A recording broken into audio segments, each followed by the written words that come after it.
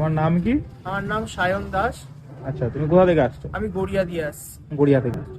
তো তুমি এখানে কি শিখছো? আমি এখানে স্কুটি শিখতে এসেছিলাম। আচ্ছা, তো এখন তোমার ক নম্বর ক্লাস চলছে? আমার এটা নিয়ে হচ্ছে 8 নম্বর। 8 নম্বর ক্লাস। আচ্ছা, তো তুমি কি সাইক্লিং জানতে?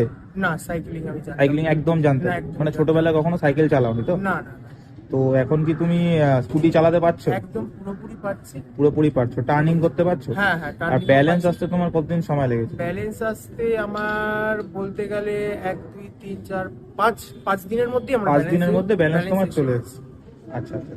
তো তুমি আমাদের ট্রেনিং সেন্টারে কোচ কোথা থেকে পেয়েছো? আমি ইন্টারনেট থেকেই পেয়েছি, গুগল থেকে। আচ্ছা, আর আমাদের ট্রেনিং সেন্টারকে তুমি 10-এ কত রেট করবে?